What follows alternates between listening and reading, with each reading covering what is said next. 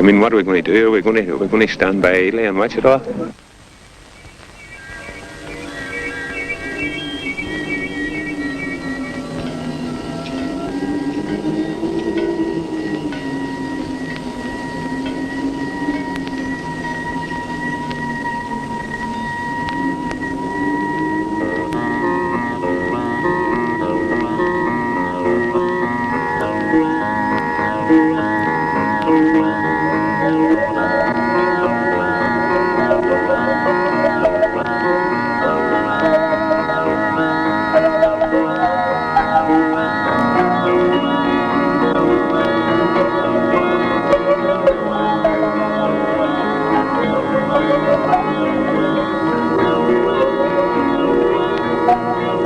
Following Bloody Sunday, there was a tremendous upsurge of nationalist feeling throughout Ireland.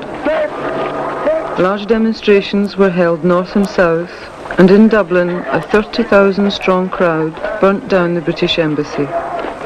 For the first time, the nationalist resistance had assumed threatening proportions in the south, where Britain still had important economic interests. The British government had little choice but to make major concessions. On March 24, 1972, the Unionist government was suspended by London, and Britain promised to release the internees. That Easter, as the nationalists in Derry held their annual commemoration of the 1916 Rising, the resistance movement was apparently in its strongest position since the start of the war. Of their destiny. On one hand, if we are determined, if we are courageous, if we are resolute, and if we are strong-willed enough to recognize that compromise will not solve our country's problems, if we recognize that compromise never achieved anything, and that compromise never will achieve anything, and that therefore our fight must continue and that we will win that fight, then we are truly following in the footsteps of the men and the women and the boys and girls of Easter week.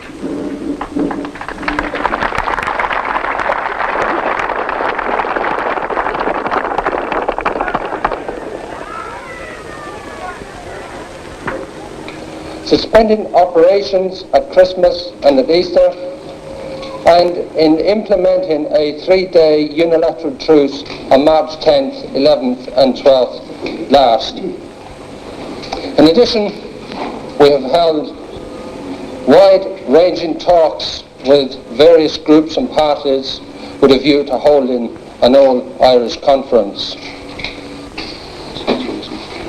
Would you put your question again, please? Isn't it politically very difficult, if not impossible, for Mr. Whitelaw to do as you suggest, in view of the high emotion that's been engendered amongst Protestants, particularly with the forthcoming weekend?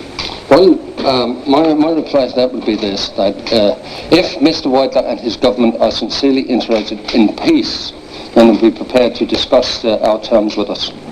We were anxious to discuss our proposals with the representatives of the British government, but we were determined that if there was going to be a truce, it was going to be a bilateral truce. It was going to be one that would be publicly recognised by the British, and that would be conditions that would be binding on the British Army as well as on the Republican Army, and this was done.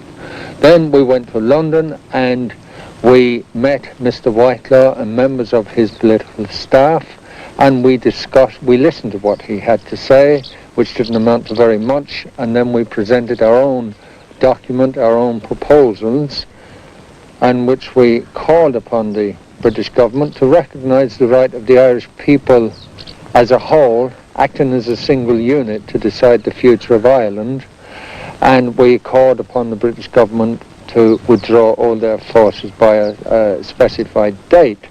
Mr. Whitelaw didn't turn down our proposals. He said he would refer them back to his cabinet, and this is what I believe brought about the ending of the truce, that Mr. Whitelaw went back to Ted Heath, who was Prime Minister at the time, showed him our document, our proposals.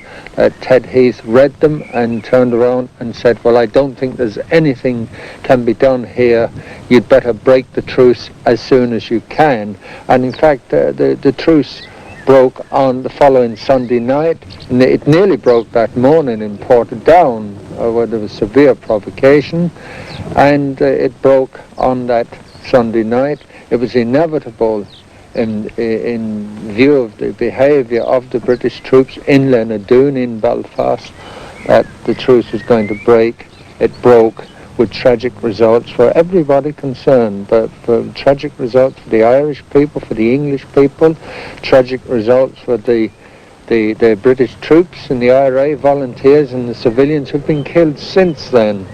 And I hope that the day will come again when British representatives realise that the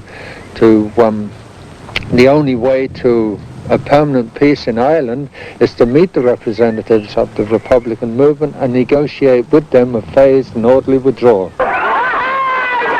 2 days after the peace talks in London, the truce broke down in the Lenadoon housing estate of Belfast. There, 16 displaced nationalist families had been allocated homes by the Public Housing Authority. But the homes bordered a loyalist district, and the Ulster Defence Association, the largest of several loyalist paramilitary groups, opposed the move. In turn, the British Army refused to permit the families to enter the houses. In the confrontation that day in Lenadoon, 6 civilians were shot dead. In the next week, 13 British soldiers were killed. It was the end of a truce which had lasted barely 2 weeks.